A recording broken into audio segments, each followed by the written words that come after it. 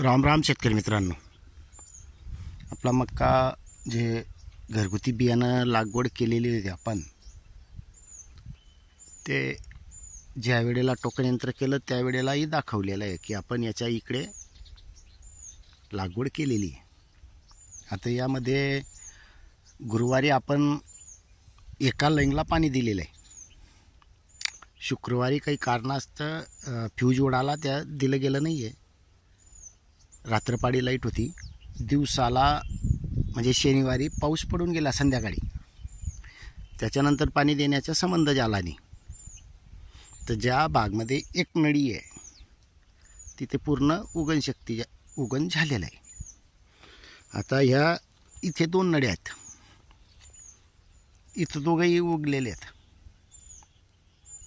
आता हा गुरुवारी जे समजा पाणी दिलं गेलेलं आहे तो चांगल्या पद्धतीने होऊन गेलेला आहे आणि पावसाचं जे पाणी पडल्यानंतर जे उगण होतं आहे ते आता दिसतंय. ते पण उगण होईल, थोडं लेट आहे झालेलं आहे. आता आपण याला बीज प्रक्रिया केलेली होती. आता बीज प्रक्रिया केल्यामुळे मुळ्या ज्या आपण काल पाहिल्या मंगळवारी, तर त्या जबर निघाल्या आहेत त्याच्यात. आता काही शेतकऱ्यांचं म्हणणं आहे की बुवा व्हिडिओ बनवून पाठवा. तर शेतकरी मित्रांनो, सुरुवातीला आपण हे घरगुती जे बियाणे याच्यातनं घेतो आहे. आता हे बघा, काही एक कोर कार नाही आहे, फक्त आपण आता कोरून घेतो आहे. आणि आपली जमीन इतका पाऊस चालू असून सुद्धा तुम्ही बघू शकताय किती भुसभुशीत आहे. तर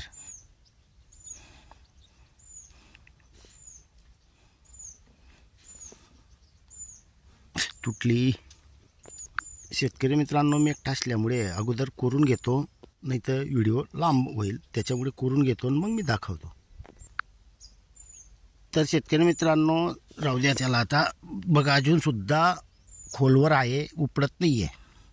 आणि हे बघा, पूर्ण हात पूर्ण हे होतो आहे. आणि बियाणंही बघू शकतायत तुम्ही घरचे जे. असंही नाही की रासायनिक दाखवून दिलं आणि हे.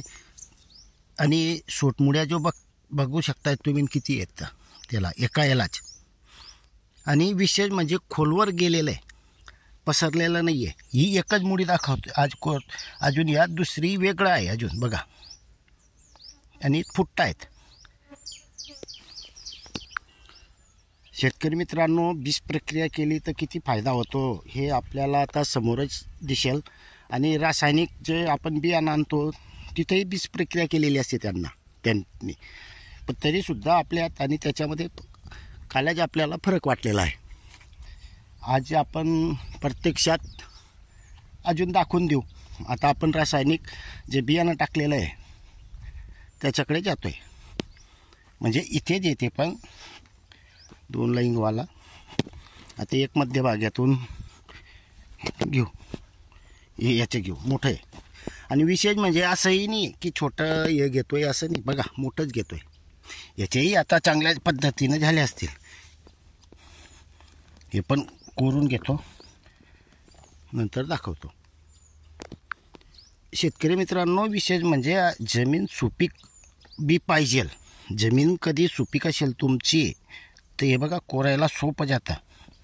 इतका पाऊस चालू आहे तरीसुद्धा बेड. आणि विशेष म्हणजे अजून बेडवर आहे बरं का. हे बेडवर बी असल्यामुळे हाही एक मोठा फायदा आहे. हे जो आपण कडधान्य घेतो यांचे जे मुळं असतात या नाजूक असतात, त्याच्यामुळे यांना बेडवर कधी घेतलं तर अतिउत्तम असतं.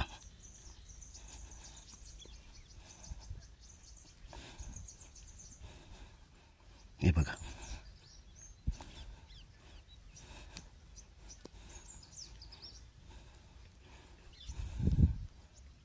ही इकडेची मुळी आहे.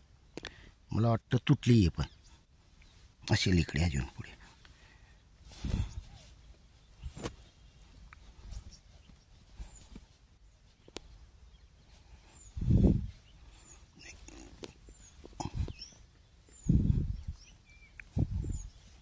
कसं असतं शेतकरी मित्रांनो, हे तुटू शकतं. तर शेतकरी मित्रांनो, बघू शकताय तुम्ही त्या बीज प्रक्रियेमध्ये आणि याच्यामध्ये फरक आहे. हे बघा, ही सापडली मेन.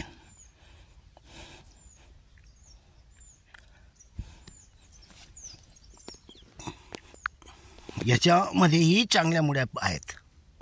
हे आपली जमीन सुपीक आणि पूर्ण आतमध्ये सुद्धा आपल्या जमिनीमध्ये काळी कचरा असतो. शेतकरी मित्रांनो, जमीन कधी सुपीक असेल आणि आपलं तर SR कल्चर कधीपासून चालू आहे त्यात शंका नाही आहे. आपण अशा काळी कचरा जास्त प्रमाणात असेल रासायनिकवरचा जो खर्च आहे तो ऑटोमॅटिक कमी होत राहतो. आणि विशेष म्हणजे आता बघितलं तर गुरुवारी म्हणजे शुक्रवार, शनिवार, रविवार, सोमवार, मंगळवार, आज बुधवार सकाळचे 9 वाजलेले आहेत. ह्या कंडिशनमध्ये आता मक्का आहे. आणि शेतकरी मित्रांनो, दिवसेंदिवस याच्या मुळ्या जास्त वाढतात कारण जमीन भुसभुशीत, बेड पद्धत, त्याच्यामुळे आपल्याला जे उत्पन्न आहे रासायनिक खर्च कमी करून, मागच्या वेळेला बी आपण ऑलरेडी लागवडपासून तर काढणीपर्यंत माहिती देत असतो. तर आपल्याला फक्त 30 गुंठ्याला, कारण ते 1.5 एकर होतं, आपण एकूण सगळं 60 किलो खत दिलेलं होतं.